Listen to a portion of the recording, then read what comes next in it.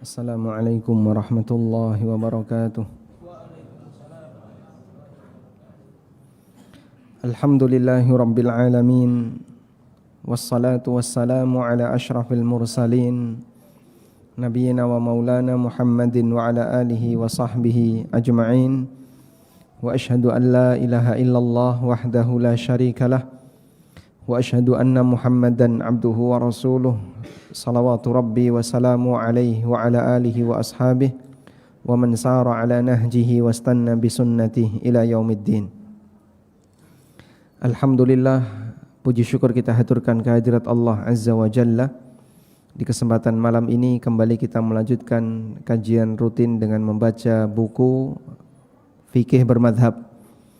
Dan kita masih melakukan upaya pembelaan Al-Quran, terutama dari komentar-komentar yang disampaikan oleh orang liberal.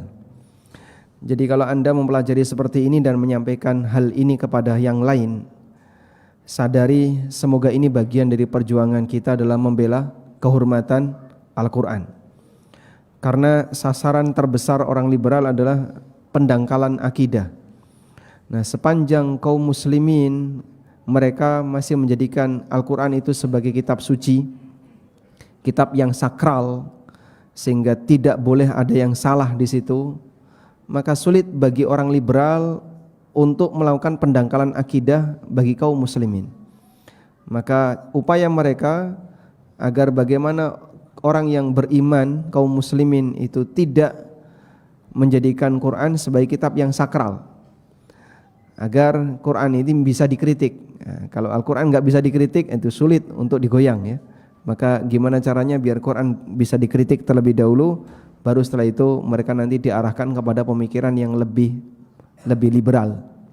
Baik, berikut ini salah satu di antara contohnya bagaimana cara mereka mengkritik Al-Quran, menanamkan kepada masyarakat bahwa Quran itu tidak sepenuhnya kitab yang otentik.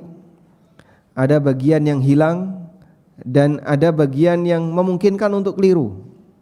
Nah, kita mau baca bagian itu, sehingga dengan cara demikian maka mau dibuat pemisah antara keyakinan yang tertanam pada diri kaum muslimin bahwa Quran itu adalah kitab suci, tidak mungkin ada yang salah, tidak ada keraguan di dalamnya. Ini mau dibongkar semuanya oleh orang-orang liberal. Sekarang kita baca ya. Mengapa Al-Quran dibukukan? Bagi teman-teman yang punya buku, silahkan dibuka halaman 51. Fadhal. Bismillahirrahmanirrahim. Alhamdulillahirabbil alamin. Wassalatu wassalamu ala Rasulillah, amma ba'du. Berkata penulis hafizahullahu taala wa nafa'ana Allahu bi ulumihi. Mengapa Al-Quran dibukukan? Upaya kedua yang dilakukan kaum liberal dalam menggugat keotentikan Al-Quran adalah kodifikasi Al-Quran yang dilakukan di zaman Abu Bakar maupun Utsman. Menurut mereka, proyek kodifikasi itu sangat rentang, diwarnai dengan kepentingan, dan sangat mungkin ada bagian Al-Quran yang dianulir oleh para sahabat. Ini suudzon pertama mereka kepada para sahabat. Pembukuan Quran itu ada dua kemungkinan. Pertama, sahabat punya kepentingan. Yang kedua, dibuang sebagian oleh sahabat. Ada bagian yang dianulir, ada sebagian yang dibuang oleh sahabat. Suudzon mereka kepada para sahabat. Selanjutnya, terutama serangan yang ditujukan kepada sahabat Utsman yang menyatukan Al-Quran dengan bahasa Quraisy, sampai mereka menganggap bahwa Al-Quran adalah alat untuk mewujudkan hegemoni Quraisy bagi dunia. Dalam salah satu jurnal Justisia yang diterbitkan Fakultas Syariah IAIN Semarang tahun 2003, di pengantar redaksinya ditegaskan, ini pernyataan di jurnal itu ya. Coba kita baca di sini. Dari sekian banyak daftar ketidakkreatifan generasi pasca Muhammad, yang paling mencelakakan adalah pembukuan Quran dengan dialek Quraisy oleh Khalifah Utsman bin Affan, yang diikuti dengan klaim otoritas mushafnya sebagai mushaf terabsah dan membakar atau menghilangkan pengaruh mushaf-mushaf milik sahabat lain. Imbas dari sikap Utsman yang tidak kreatif ini adalah terjadinya militerisme nalar Islam untuk tunduk atau mensakralkan Quran produk Quraisy. Karenanya wajar jika muncul asumsi bahwa pembukuan Quran hanya siasat bangsa Quraisy melalui Utsman untuk mempertahankan hegemoninya atas masyarakat Arab dan Islam, dan hanya orang yang mensakralkan Quranlah yang berhasil terperangkap siasat bangsa Quraisy tersebut. Masya Allah. Kita termasuk ya yang terperangkap dengan siasatnya Quraisy. Dan ini suudzonnya orang liberal terhadap Utsman bin Affan radhiyallahu anhu. Sebelum kita bantah, kita ucapkan subhanaka hadza buhtanun azim. Maha suci Engkau ya Allah, ini adalah tuduhan dusta dari orang-orang yang kurang kreatif dalam memberikan tuduhan kepada Utsman yang sangat kreatif.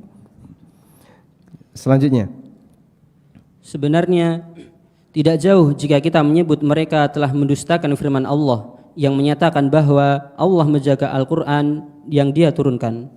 Inna nahnu nazzalna dzikra wa inna lahu lahafizun. Akulah yang menurunkan Al-Quran dan aku sendiri yang akan menjaganya. Quran surat Al-Hijr ayat 9. Tayyib. Nanti pendekatan kita untuk memahami kenapa Utsman menyatukan Al-Quran dengan bahasa Quraisy, apa latar belakangnya, itu akan kita bahas di sekilas sejarah kodifikasi Al-Quran. Karena kodifikasi Al-Quran itu dilakukan beberapa kali dan masing-masing punya latar belakang yang berbeda. Insya Allah akan kita bahas dari sisi itu, sehingga dari situ kita tahu niatnya Utsman melakukan pembukuan Quran menjadi mushaf yang disebut dengan mushaf al-imam. Latar belakangnya itu apa? Jadinya kita bisa menilai apakah maksud Utsman ini maksud yang jahat sebagaimana penilaian orang liberal, ataukah maksud yang baik yang tujuannya adalah untuk menyatukan umat Islam. Baik, sekarang kita akan baca sekilas sejarah kodifikasi Al-Quran. Sekilas sejarah kodifikasi Al-Quran. Mengenai kodifikasi Al-Quran, di sana ada 3 tahapan. Yang pertama, kodifikasi di zaman Nabi Sallallahu Alaihi Wasallam. Kodifikasi di zaman Nabi Sallallahu Alaihi Wasallam dilakukan dengan cara saat beliau mendapatkan ayat yang baru, maka beliau menunjuk salah satu sahabat yang bisa menulis dan mencatatnya. Ibnu Abbas radhiyallahu anhuma menyebutkan, kana Rasulullah sallallahu alaihi wasallam idza nuzilat alaihi suratun da'a ba'da man yaktubu faqala du'u hadhihi surata fil mawdi'i alladhi yadhkuru fihi kaza wa kaza. Apabila Rasulullah sallallahu alaihi wasallam mendapatkan satu surat yang turun kepada beliau, maka beliau memanggil sebagian sahabat yang bisa menulis. Beliau mengarahkan, letakkan surat ini di bagian yang menyebutkan tentang masalah X. Juga disebutkan dalam riwayat lain dari Ibnu Abbas bahwa Utsman bin Affan pernah menjelaskan kepada beliau mengenai proses pencatatan wahyu di zaman Nabi sallallahu alaihi wasallam. Inna Rasulullah sallallahu alaihi wasallam kana mimma ya'ti alaihi zamanu yunzalu alaihi minas suwari zawatil adad. Wa kana idza unzila alaihi syai'u yad'u ba'da man yaktubu 'indah yaqulu du'u hadha fi surati allati yuzkaru fiha kaza wa kaza. Selama rentang masa dakwah Rasulullah sallallahu alaihi wasallam, turun wahyu kepada beliau sallallahu alaihi wasallam berupa surat-surat Al-Qur'an yang terdiri dari beberapa ayat. Apabila ada ayat yang turun kepada beliau, maka Nabi memanggil sebagian sahabat di dekatnya yang bisa mencatatnya, dan beliau arahkan, letakkan surat ini di bagian yang menyebutkan tentang masalah ini. Hadis riwayat Ahmad nomor 493, Abu Daud nomor 690 dan yang lainnya. Baik, dan ini salah satu di antara bukti jika kita pahami kodifikasi itu maknanya adalah pencatatan Al-Quran, berarti sudah terjadi di zaman siapa? Rasulullah sallallahu alaihi wasallam. Sejak Quran itu turun, setiap kali ada ayat yang baru yang diterima Nabi sallallahu alaihi wasallam, beliau tunjuk sahabat yang bisa nulis, letakkan ini di surat ini, letakkan ini di surat ini. Sebagai konsekuensinya, Al-Quran ketika itu tercatat namun tidak menyatu. Sahabat ini punya sekian surat, sahabat ini punya sekian surat, sahabat ini punya sekian surat. Itu yang terjadi di zaman Nabi sallallahu alaihi wasallam. sehingga catatannya tidak utuh, tapi berserakan di banyak tempat. Sehingga ada sahabat yang memang punya hafalan Al-Quran utuh, tapi yang punya catatan utuh terpencar di mana-mana. Yang ada adalah catatan yang terpencar di mana-mana. Ini ada punya catatan cuma sekian persen terpencar di mana-mana. Selanjutnya. Dan masih banyak riwayat yang semisal yang merupakan bukti kuat bahwa pencatatan Al-Quran sudah dilakukan sejak zaman Nabi Sallallahu Alaihi Wasallam. Hanya saja catatan itu terpisah-pisah dengan media yang beraneka macam. Ada yang menulis di lempengan tulang belikat, di lempengan batu, potongan kertas kuno, hingga potongan kulit.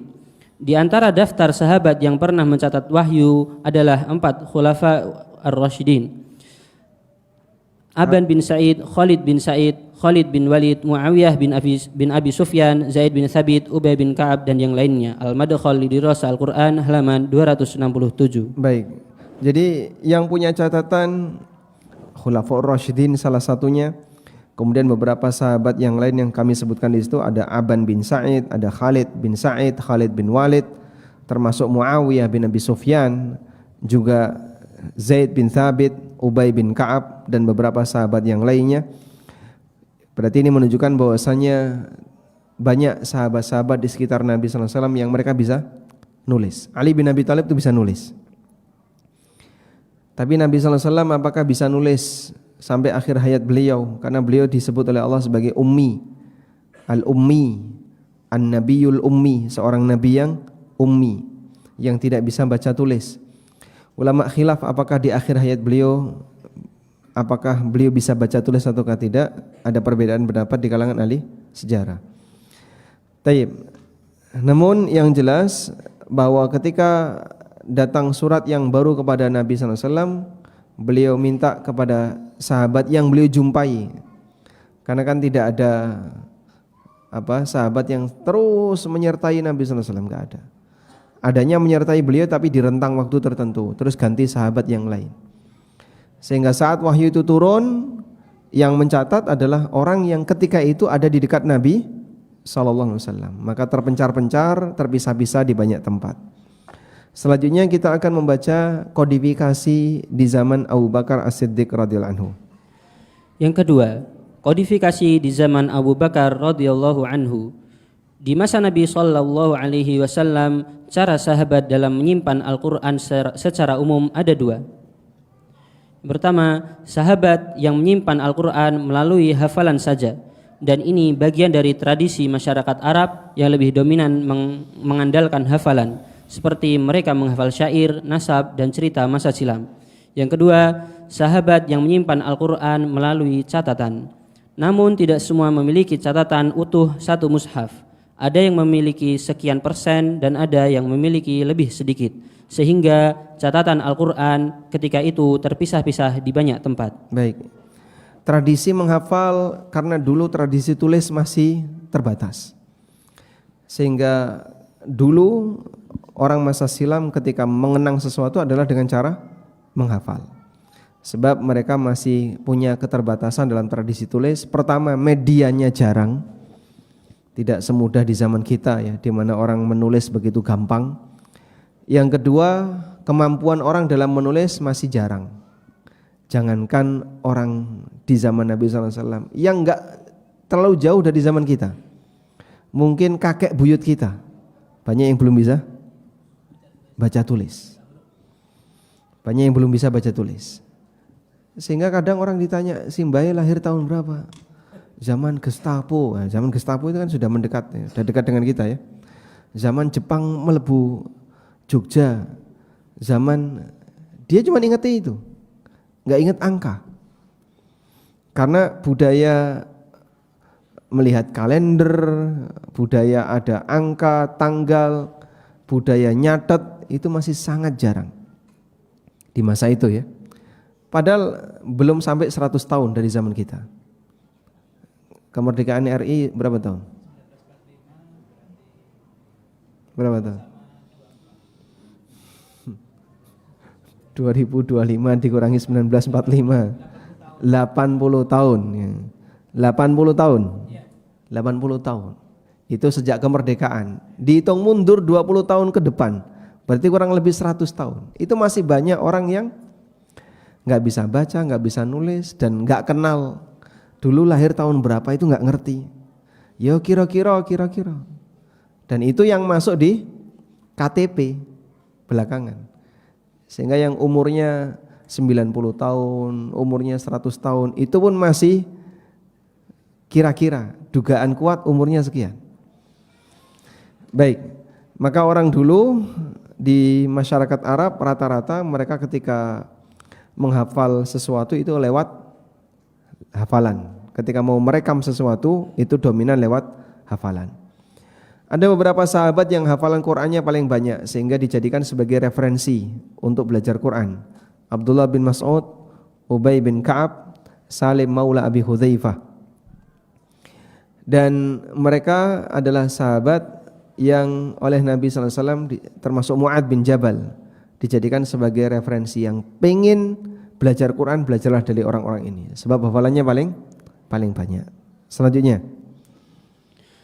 di awal masa Khalifah Abu Bakar radhiyallahu anhu, kondisi catatan Al-Quran banyak yang terpencar-pencar. Meskipun ketika itu penghafal Al-Quran masih sangat banyak. Hingga pada tahun 12 Hijriah terjadi perang Yamamah dan banyak memakan korban di kalangan para penghafal Al-Quran. Ada yang menyebutkan korban mencapai 500 orang dan ada yang menyebut mencapai 700 orang. Hal ini mengundang kekhawatiran Umar bin Khattab sehingga beliau menyarankan Abu Bakar untuk mengumpulkan semua catatan Al-Quran di satu tempat yang sama. Nah, ini yang mengkhawatirkan adalah kalau yang banyak hafalan Qur'annya banyak yang meninggal, sementara kaum muslimin belum punya satu Qur'an yang dibukukan dalam satu mushaf, disatukan seluruh catatan tadi, itu mengkhawatirkan untuk generasi setelahnya. Perang Yamamah itu perang melawan siapa? Perang Yamamah, perang melawan siapa? Musailamah Al-Kadzab, perang melawan nabi palsu. Di peristiwa perang Yamamah yang itu terjadi di masa Khalifah Abu Bakar As-Siddiq radhiyallahu anhu, banyak memakan korban yang rata-rata mereka adalah penghafal Quran. Penghafal bukan berarti full hafal. Ada yang punya 60%, ada yang punya 50%, ada yang punya sekian puluh persen. Terpisah-pisah.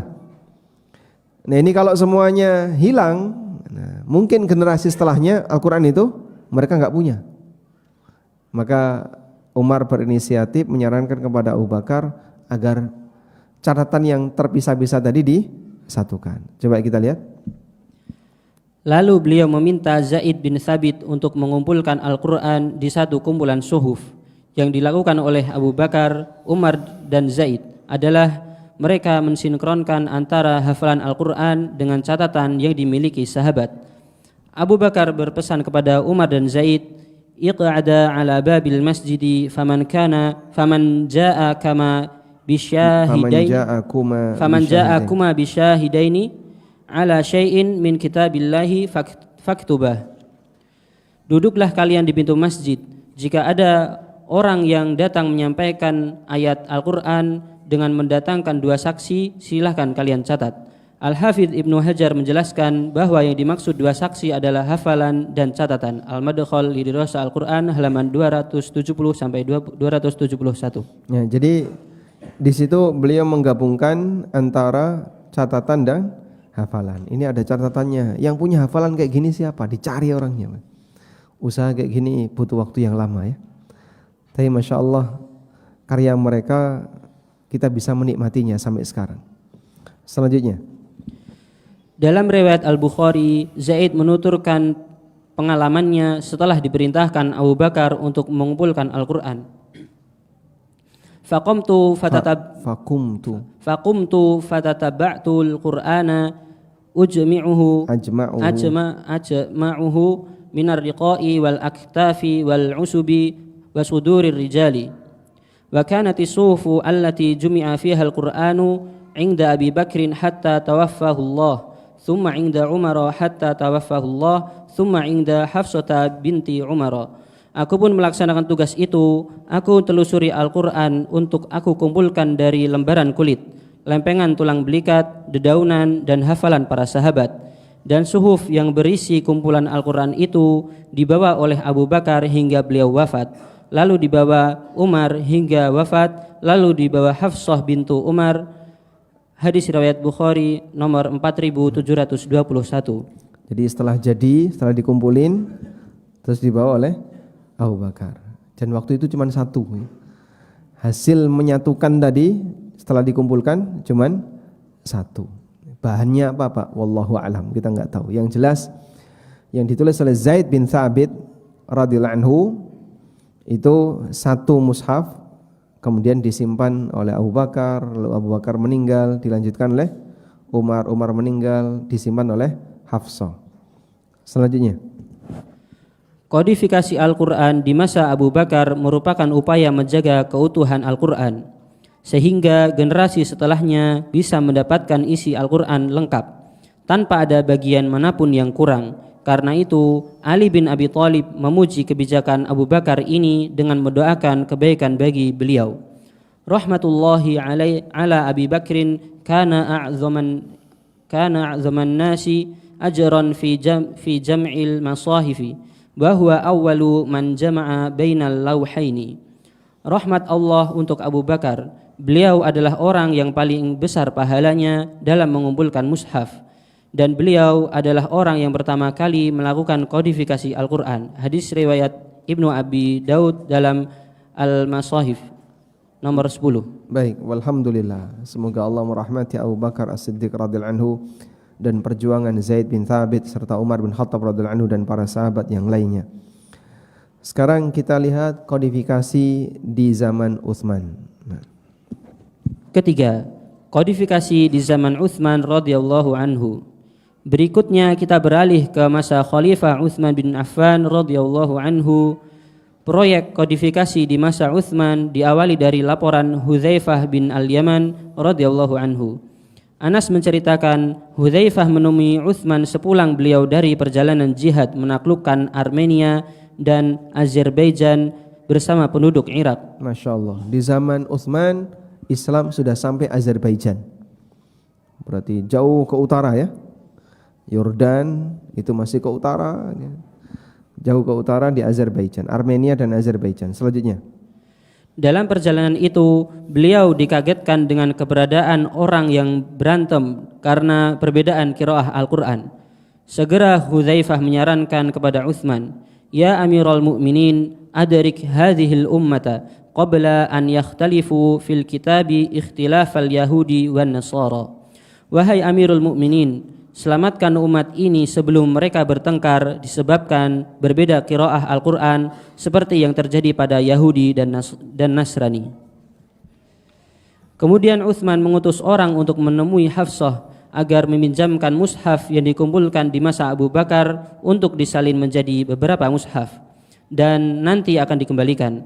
Lalu Utsman memerintahkan 4 orang, 3 dari Quraisy yaitu Abdullah bin Zubair, Sa'id bin Al-As, dan Abdurrahman bin Al-Harith bin Hisham, dan 1 dari Ansar yaitu Zaid bin Thabit. Utsman berpesan kepada 3 orang Quraisy yang ditunjuk, "Idza ikhtalaftum antum wa Zaid bin Thabitin fi syai'in minal Qur'an faktubuhu bilisani Quraisyin fa innama nuzila bilisanihim." Apabila kalian berbeda qiraah dengan Zaid bin Thabit di sebagian ayat Al-Quran, maka tulislah dengan menggunakan bahasa Quraisy, karena pada asalnya Al-Quran diturunkan dengan bahasa mereka. Mereka pun melakukan tugas itu hingga berhasil menyalin menjadi beberapa mushaf, lalu dikirim ke berbagai penjuru wilayah Islam, dan beliau perintahkan agar mushaf yang berbeda untuk dibakar. Hadis riwayat Bukhari nomor 4987. Baik, jadi keberadaan Utsman membakar mushaf para sahabat yang lain itu benar ya, tidak kita pungkiri, tapi tujuannya dalam rangka apa? Menghilangkan potensi perbedaan, agar tidak ada qiraah yang berbeda. Kenapa Pak ada qiraah yang berbeda? Karena Al-Quran diturunkan oleh Allah dengan 7 qiraah ala sab'ati ahruf. Nuzilal Qur'anu ala sab'ati ahrufin. Quran itu diturunkan dengan 7 ahruf. 7 qiraah. Mengenai makna 7 qiraah memang ulama beda pendapat. Apa sih makna 7 qiraah ini? Di antara pendapat yang disampaikan adalah 7 qiraah yang dimaksud adalah 7 dialek. Kita orang Jawa, dalam satu pulau Jawa ini yang bahasa Jawa itu ada berapa dialek? Jawa saja ya. Jadi enggak dihitung Sunda, enggak dihitung Madura, enggak dihitung yang lain. Ada berapa dialek? 3 apa saja, Pak? Ngapak, halus, kasar. Dari mulai timur ya. Bahasa Jawa model Surabayaan. Nah, Surabaya, Malang, Sidoarjo, Mojokerto dan kanan kirinya ya.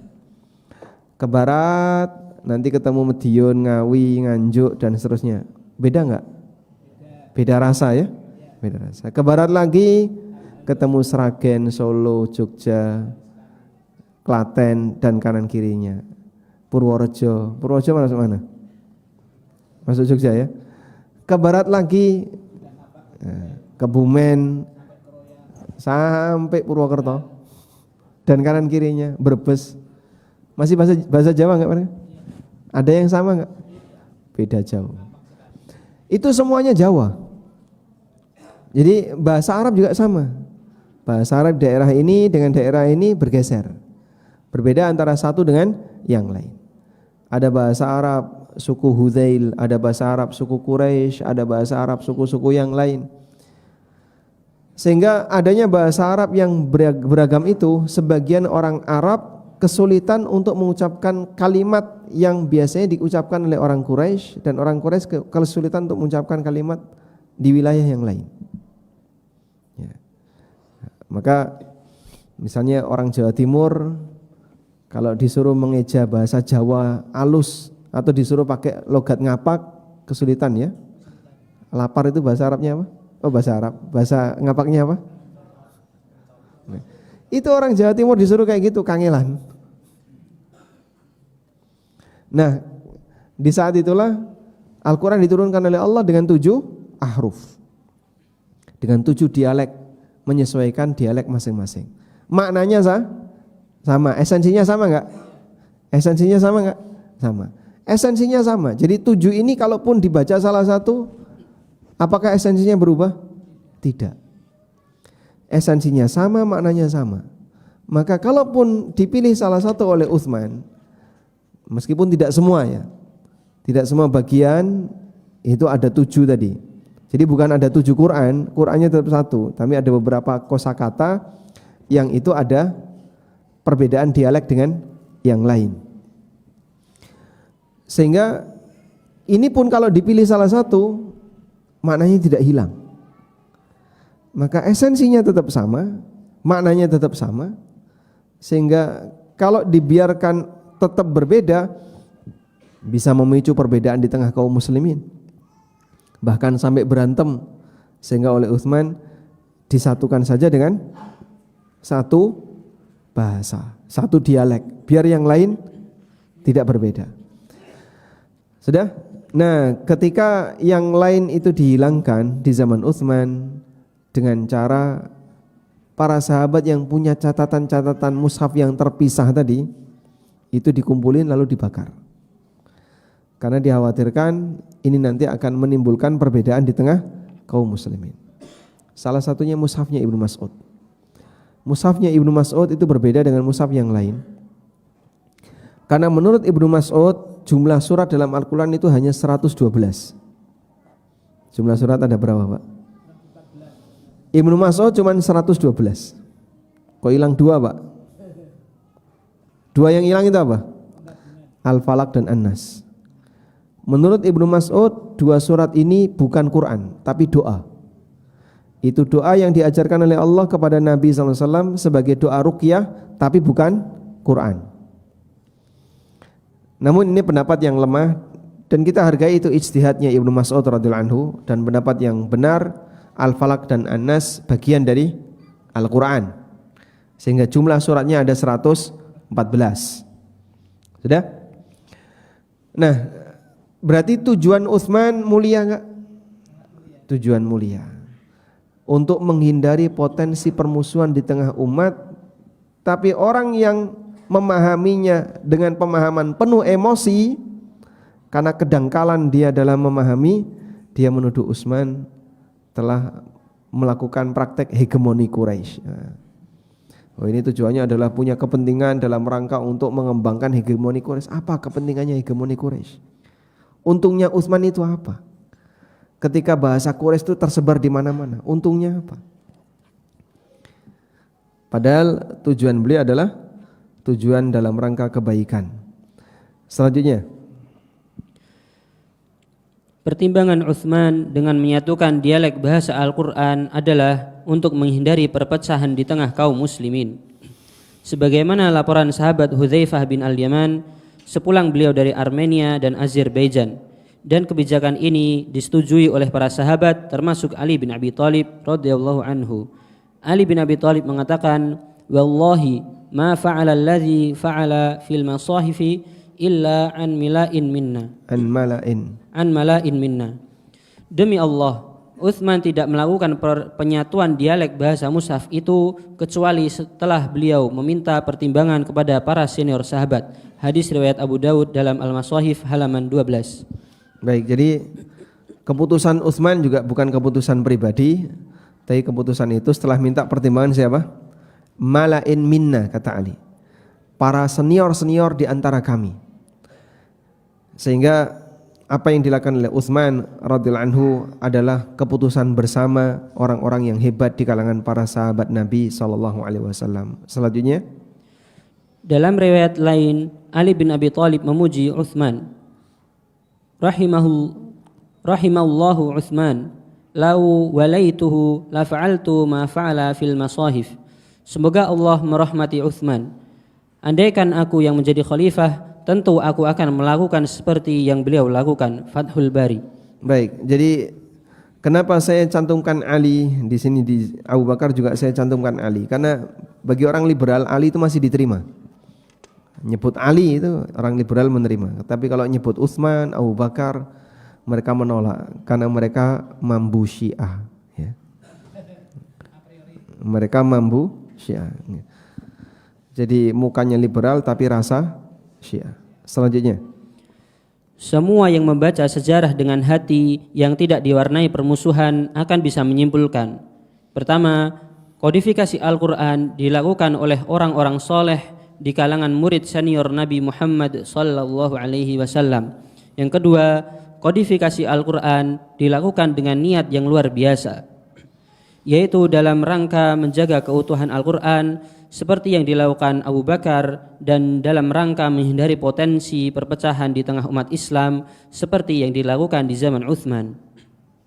Yang ketiga, kodifikasi Al-Quran disetujui oleh para sahabat dan para tabi'in yang turut hadir dalam peristiwa itu. Mereka tidak pernah mempersalahkan kebijakan para khulafaur rasyidin. Lalu dengan alasan apa orang liberal mempersalahkannya? Masya Allah, dengan alasan apa orang liberal mempermasalahkannya? Padahal sahabat sudah setuju, ngapain kalian nggak setuju? Baik.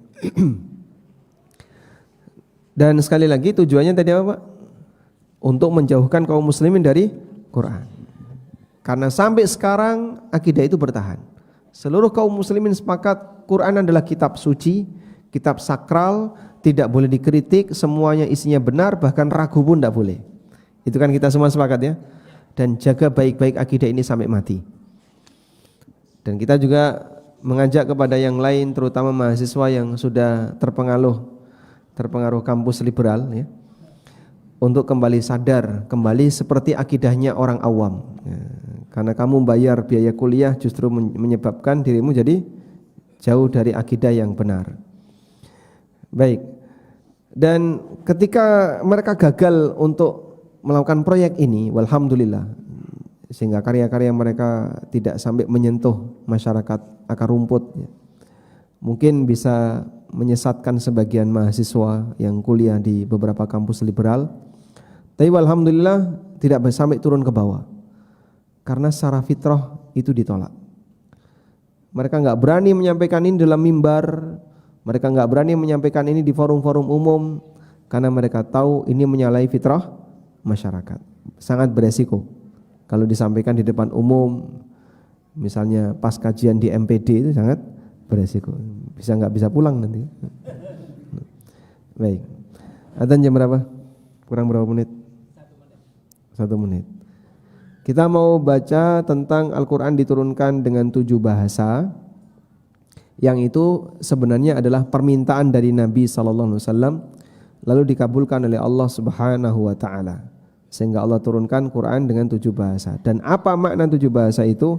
Nanti mulai dari halaman 60 sampai 63, biar utuh insyaallah akan kita baca setelah mendengarkan adzan Isya. Wassallallahu ala nabiyyina Muhammadin wa ala alihi wa sahbihi wasallam.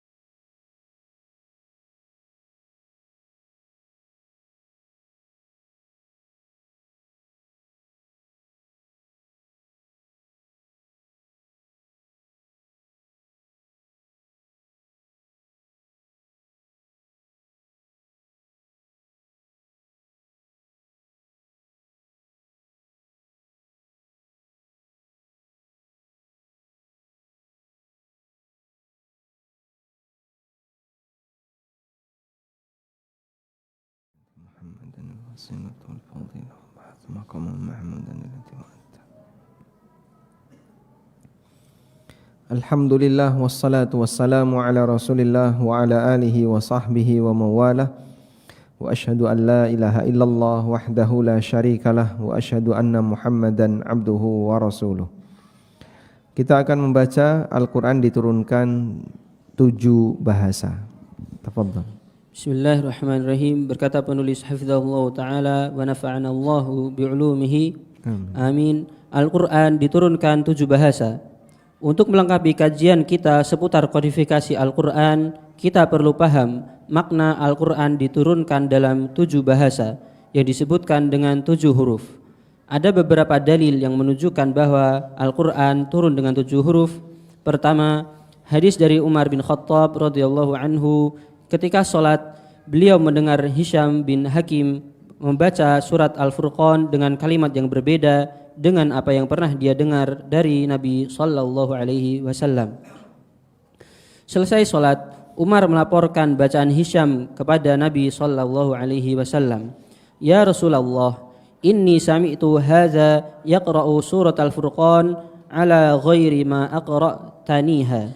Ya Rasulullah, saya mendengar orang ini membaca surat Al-Furqan dengan bacaan yang berbeda dengan apa yang Anda ajarkan kepadaku. Lalu Nabi sallallahu alaihi wasallam menyuruh Hisham untuk membaca surat Al-Furqan. Selesai membaca, Nabi sallallahu alaihi wasallam mengatakan, "Hakaza unzilat." Sama seperti yang diturunkan. Kemudian Umar disuruh membaca. Selesai membaca, Nabi sallallahu alaihi wasallam mengatakan, sama seperti yang diturunkan. Lalu beliau bersabda, Inna hadzal Qur'an unzila ala sab'ati ahruf faqra'u ma tayassara min. Sesungguhnya Al-Qur'an diturunkan dengan 7 huruf. Karena itu bacalah dengan cara yang paling mudah bagi kalian. Hadis riwayat Bukhari nomor 4992 dan Muslim 1936. Nah, dan Hisham bin Hakim serta Umar dua-duanya orang Quraisy. Umar dan Hisham keduanya orang Quraisy, tapi sempat terjadi perbedaan dalam membaca. Sekarang kita lanjutkan dalil yang kedua. Kedua, hadis dari Ibnu Abbas radhiyallahu anhuma, Nabi sallallahu alaihi wasallam bersabda, "Aqra'ani Jibrilu ala harfin faraja'tuhu falam azal astaziduhu wa yaziduni hatta intaha ila sab'ati ahruf." Jibril membacakan Al-Qur'an kepadaku dengan 1 huruf, lalu aku mengulanginya. Aku pun terus minta agar ditambah, dan beliau memberikan tambahan hingga selesai sampai 7 huruf. Hadis riwayat Bukhari nomor 4991 dan Muslim 1939. Ulama berbeda pendapat apa yang dimaksud Al-Qur'an dengan 7 huruf. Al-Hafidz Ibnu Hajar mencatat di sana ada kurang lebih 35 pendapat tentang makna hadis ini. Selanjutnya Al-Hafidz menyebutkan 2 pendapat yang paling menonjol. Pertama, bahwa yang dimaksud Al-Qur'an turun dengan 7 huruf adalah 7 kata sinonim yang maknanya sama, meskipun dari satu bahasa. Ini adalah pendapat mayoritas ulama. Baik, dan tidak semua kata itu ada sinonimnya ya. Seperti dalam bahasa kita kan, tidak semua kata ada sinonimnya. Buku itu sinonimnya apa? Nggak tahu. Orang Indonesia loh ini. Sebutkan sinonim buku dalam bahasa Indonesia. Kitab. Kitab sama buku sama atau beda? Sinonim. Baik, kalau kitab sinonimnya apa? Selain buku. Kita mungkin punya banyak kata sinonim untuk telo. Telo sinonimnya apa? Singkong, pohong, terus ubi dan seterusnya ya. Nah, pemahaman pertama bahwa yang dimaksud Quran turun dengan 7 bahasa adalah ada kata yang punya banyak sinonim. Maka yang dipermasalahkan oleh Umar dari qiraahnya Hisham bin Hakim itu bukan semuanya, tapi ada sebagian kata kok beda. Itulah yang kemudian dilaporkan kepada Nabi SAW. Selanjutnya, mereka berdalil dengan peristiwa yang dialami Umar dan Hisham radhiyallahu anhuma. Kedua sahabat ini adalah orang Quraisy, sehingga bahasanya sama. Namun terkadang ada kata yang memiliki beberapa sinonim, yang itu menjadi titik perbedaan antara bacaan Umar dan Hisham. Kedua, bahwa yang dimaksud 7 huruf adalah 7 dialek bahasa Arab. Artinya, di sana ada sebagian ayat yang berbahasa Quraisy, ada yang berbahasa Huzail, ada yang berbahasa Hawazun, ada yang berbahasa Yaman, dan bahasa Arab lainnya. Ini merupakan pendapat Abu Ubaid Al-Qasim bin Salam dan yang dinilai kuat oleh Ibnu Atiyah Fathul Bari. Mereka berdalil dengan peristiwa kodifikasi Al-Quran di masa Utsman radhiyallahu anhu yang intinya adalah menyatukan bahasa Al-Quran. Ketika itu Utsman memerintahkan 4 sahabat, 3 dari Quraisy dan 1 dari Ansar, yang tentu saja dialek bahasa mereka ada yang berbeda.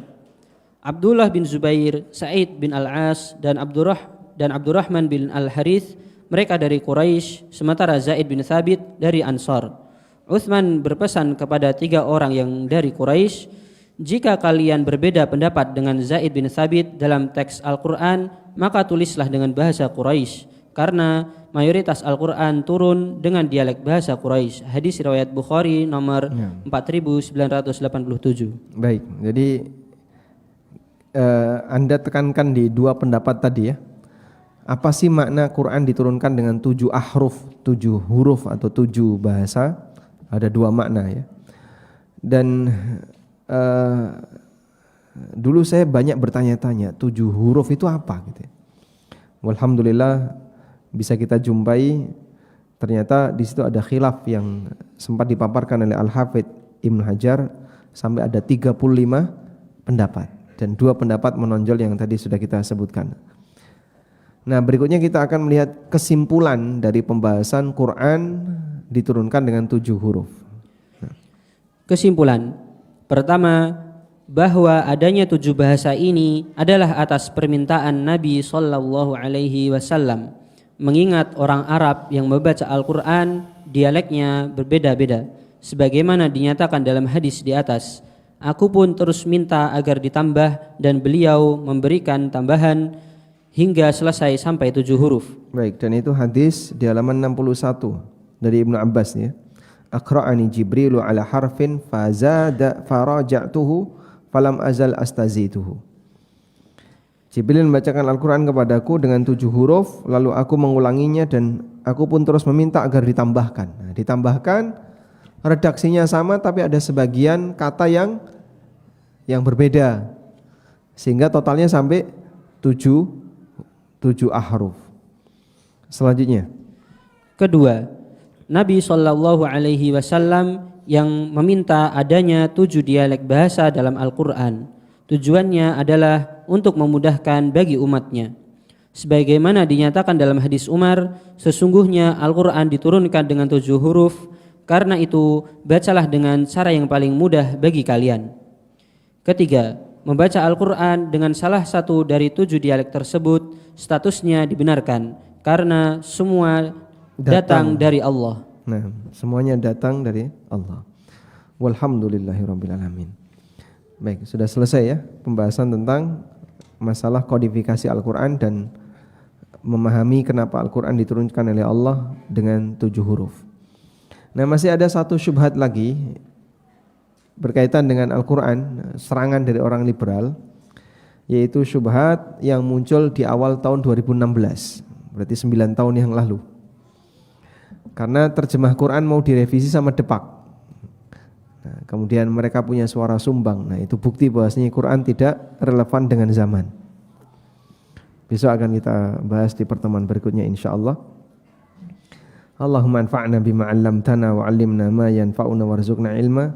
Wa sallallahu ala nabiyyina Muhammadin wa ala alihi wa sahbihi wa sallam. Wa akhiru da'wana alhamdulillahi rabbil alamin. Wassalamu alaikum warahmatullahi wabarakatuh.